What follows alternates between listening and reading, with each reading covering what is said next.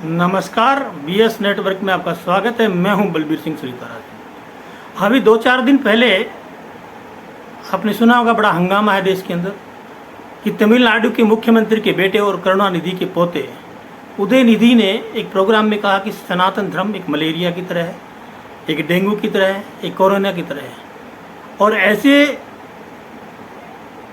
धर्म को, ऐसी बीमारी को जड़ से ख़त्म कर देना चाहिए। इतनी बड़ी बात सनातन पर बोलने वाला करुणानिधि का पोता, और आज तक आराम से खुला घूम रहा है। अगर यही बात किसी सनातनी ने किसी धर्म के, दूसरे धर्म के प्रति, क्रिश्चियन या इस्लाम के खिलाफ अगर बोल दी होती, अब तक उसकी चार्जशीट भी हो गई होती, वो अंदर भी हो गया होता, उसके ऊपर मकोका भी लग गया होता, उसके अंदर एनएससी भी लग गया होगा, पता नहीं क्या क्या धारा लगा दी होती अब तक, और पूरा इंटरनेशनल मीडिया तक पहुंच गया होता है। ये रवीश कुमार जैसे जो बैठे हैं, चाइना के पत्रकार, या मोहम्मद जुबैर जैसे जो चाइना के पत्रकार है, जो चाइना से पैसा लेके पत्रकारिता करते हैं, जो देश के खिलाफ बोलने का काम करते हैं, इन्होंने भी इंटरनेशनल न्यूज़ बना दी होती है। मगर उदयनिधि ने जो बोला उसके ऊपर एक भी विपक्ष की पार्टियों का आज तक मुंह नहीं खुला है। ऐसे चुप्पी साधी हुई जैसे इनके मुंह में दही जमी हो या टेप लगा रखी हो। और यही बात है, अगर इस्लाम के खिलाफ किसी ने बोल दी होती आज, तो देखो आज पूरे देश में, हिंदुस्तान में पूरी में हंगामा मचा होता, इंटरनेशनल न्यूज़ बन गई होती है।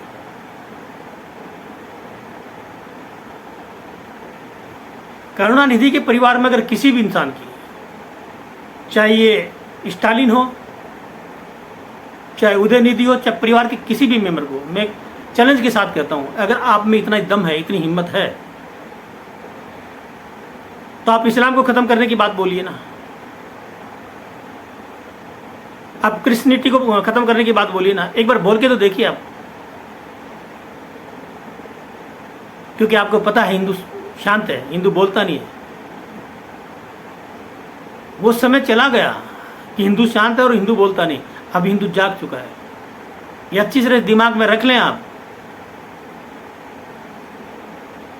इस बात को कतई ना भूलें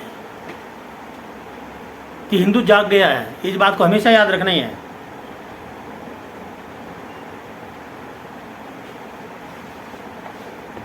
अगर तमिलनाडु में सनातन को ख़त्म करना है, तो क्या आपको इस्लामिक स्टेट बनाना है तमिलनाडु को, या पूरी क्रिश्चियनिटी को बढ़ा करके मणिपुर बनाना है इसको? तमिलनाडु के अंदर आप क्रिश्चियनिटी को अगर बढ़ाना चाहते हैं, इसका मतलब है अलग अलग चर्च होना, सिया और सुन्नी की, अलग अलग कब्रिस्तान हो जाना, और ये मणिपुर एक मिनी मणिपुर बन जाएगा। अगर आप इसको मिनी मणिपुर बनाना चाहते हैं या इस्लामिक स्टेट बनाना चाहते हैं, आप खुल करके बताएं इस देश की जनता को।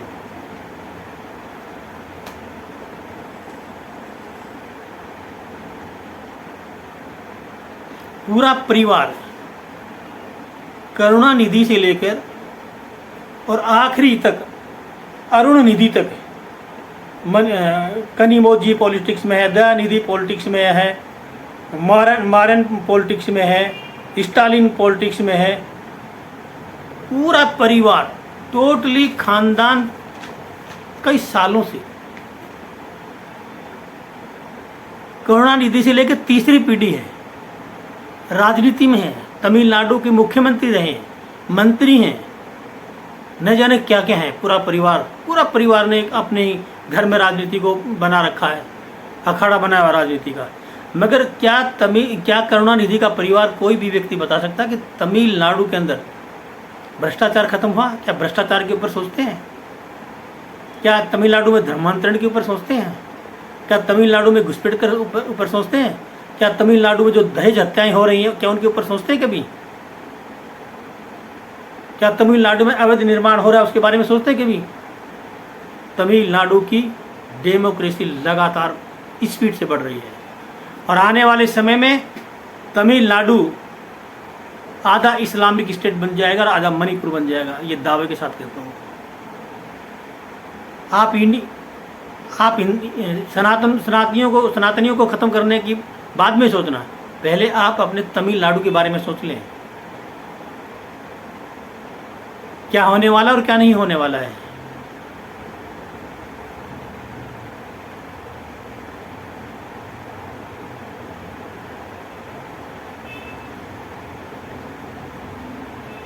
और एक बात और बता देता हूँ आपको मैं, पूरे करुणानिधि का परिवार या जितने भी कांग्रेस या जितने भी लिब्रांडू पारिवारिक पार्टियां हैं, ध्यान से सुन लें, सनातन सिर्फ एक शब्द नहीं है।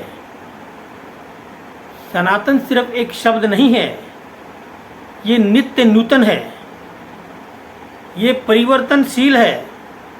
इसमें बीते हुए कल से खुद को और बेहतर बनाने की एक अंतर्निहित चेष्टा है, इसका नाम है सनातन। और जब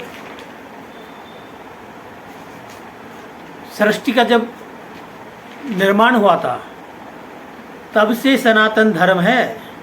आज पहली बार सनातन धर्म नहीं पैदा हुआ है। ये जितने भी हैं इस्लामिक, ये इस्लाम हो या क्रिश्चियनिटी हो या जितने भी हैं पंथ हैं, ये धर्म नहीं है, ये सारे के सारे अभी 2000 साल के अंतराल में ही हैं, कोई इससे पुराना नहीं है। पहले सनातन के पीछे मुगल आए, मुगल पड़े रहे, मुगलों ने सनातन का बहुत विनाश किया, बहुत बर्बाद किया। फिर मुगलों का जब राज गया तो फिर अंग्रेज आ गए यहाँ पे, फिर अंग्रेज़ों ने सनातनियों का सत्यानाश करने की कोशिश करी। अब हिंदुस्तान के ये जो नए अंग्रेज हैं, ये जो कम्युनिस्ट पार्टियाँ हैं, कांग्रेस और उसके घटक दल, अब ये बने हुए हैं सनातन के दुश्मन। मगर सनातन इतनी जल्दी मिटने वाला नहीं है। सनातन मिटने से पहले बहुत कुछ मिटा देगा, ये अच्छी तरह से ध्यान में रख लेना।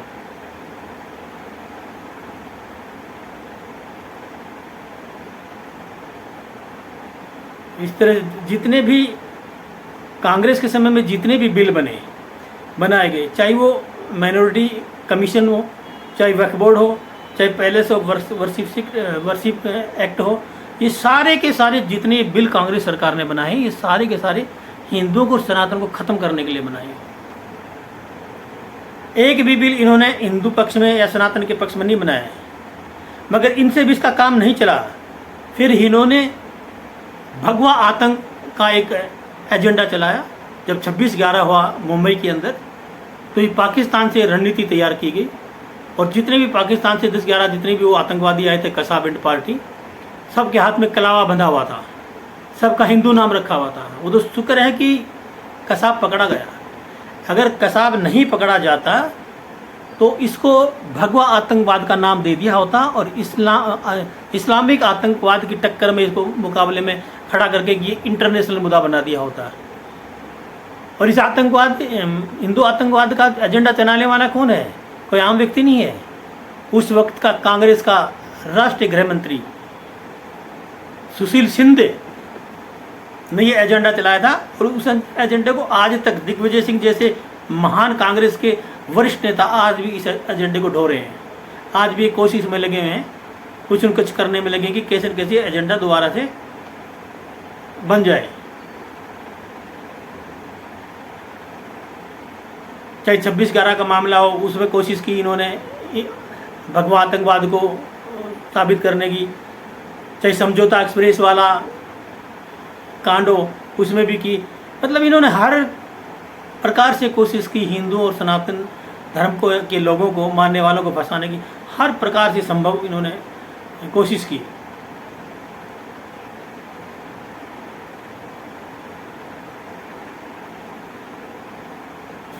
सबसे पहले तो स्टालिन और अपनी बीवी को या उदयनिधि अपनी माँ को, सबसे पहले तो ये अपने घर से ही इस सनातन को ख़त्म कर दें। बाकी इतने पूरे सनातन को ख़त्म करना तो बहुत अलग बात है।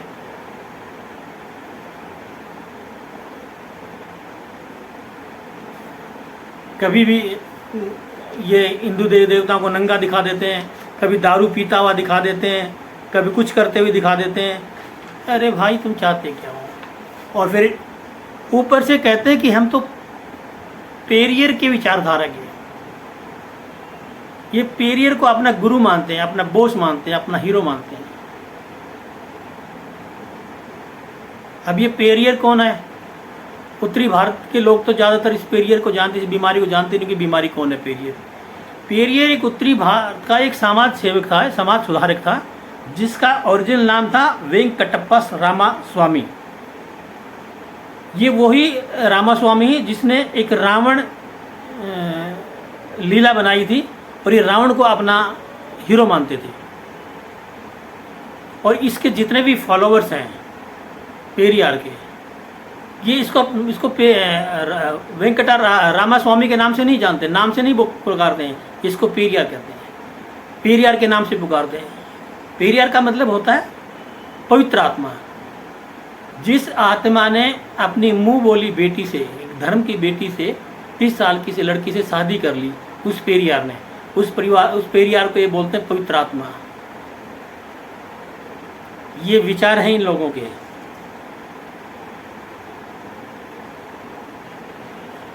खुद पेरियार ने अपने माता और पिता को बोला था, अपनी माता को बोला था पेरियार ने कि ये जो मंगलसूत्र जो आपने पहना ये कुत्ते के पट्टे के जैसा लगता है। पेरियार अपनी माँ को बोलता है ये कि इसको उतार के फेंक देना चाहिए। पेरियार भी अपनी माँ बाप से कभी भी सनातन धर्म नहीं छुटा सका। पेरियार की माँ जगह जगह मंदिरों में पूजा करती घूमती थी पूरे दिन, लेकिन पेरियार ने कभी भी अपनी माँ बाप से सनातन धर्म को नहीं छुटवा सके वो। और ये आज कहते हैं सनातन को हम खत्म कर देंगे।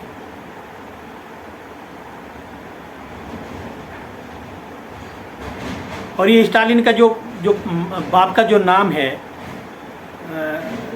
मास मर्डर और कम्युनिस्ट नाम जो है स्टालिन, नाम भी इन्होंने ऐसा रखा हुआ है स्टालिन। अरे भाई नाम तो कम से कम ढंग का रख लिया होता। इससे तो पेरियार के माँ बाप ही अच्छे हैं, जिन्होंने कहा जी हमारे बेटे को पेरियार नहीं, हमारा बेटे का नाम वेंकटप्पा रामास्वामी है। और उन्होंने अपने बेटे का पेरियार का नाम पेरियार के माँ बाप ने रखा वेंकटप्पा रामास्वामी। अरे नाम तो ढंग से रख लेते। स्टालिन क्या स्टालिन? 1971 में यही पेरियार है जिसने एक शोभा यात्रा निकाली थी और उसमें सीता जी और भगवान राम को नग्न दिखा कर बैठा करके मूर्तियाँ निकाल करके उनके जूतों की माला पहना करके नग्न मूर्तियों का एक शोभा यात्रा निकाली थी। ये है वो पेरियार समाज सुधारक, समाज सेवक।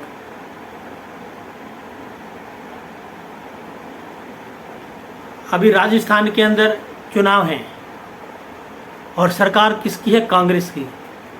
मगर एक बार भी गहलोत ने एक बार भी इस बात के ऊपर मुंह नहीं खोला, एक बार भी ऑब्जेक्शन नहीं किया कि सनातन धर्म को ख़त्म करने की बात कैसे बोल दिया स्टालिन के बेटे उदयनिधि ने। सारे के सारे जितने भी जितने भी लिब्रांडो ये परिवारवादी जो दुकानें चलाने वाले जो बैठे हैं नेता, एक ने भी नहीं बोला। लेकिन इनको ये नहीं पता हम भगवान राम के वंशज हैं, हम भगवान श्री कृष्ण के वंशज हैं। हम कौरवों से नहीं डरे, हम मुट्ठी भर होकर हमेशा जीतते रहे हैं, कभी हार नहीं मानी। अब तुम क्या हराओगे? अब तुम्हारी क्या औकात है जो तुम हरा दोगे? अब तुम अपना भविष्य देखो, अभी अपनी आगे की ज़िंदगी देखो, क्योंकि अभी देश का राजा बदल चुका है। तुमने जितना कमाया है, जितना लूटा है देश को, एक एक सिक्का पाई पाई आपको दे के चुकाना पड़ेगा, एक एक पाई पाई का हिसाब देना पड़ेगा इस देश की जनता को। और मोदी जी जब तक संन्यास नहीं लेंगे, जब तक आप एक एक पाई का हिसाब जनता के सामने ना निकलवा दें। इसलिए भौंकना बंद करें मोदी जी के पीछे, या भारत के पीछे, या भारतीयों के पीछे, या हिंदुओं के पीछे, सनातनियों के भौंकना बंद कर दें और चुपचाप होकर संन्यास लेके पार्टियों को बंद करके बैठ जाए चुपचाप, और भारत को छोड़ दें, पाकिस्तान चले जाएं सारे, क्योंकि पाकिस्तान से बहुत ज़्यादा मोहब्बत है आपको।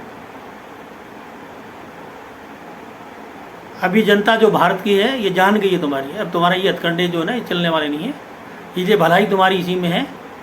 जिस रास्ते पे चल रहे हो उस रास्ते से पीछे मुड़ जाओ, पीछे हो जाओ, क्योंकि जिस रास्ते पे चल रहे हैं ये जितने भी कांग्रेस वाले या विपक्ष की जितनी भी ये पार्टियां हैं, जिस रास्ते पे चल रही हैं उस रास्ते पे इनका अंत निश्चित है।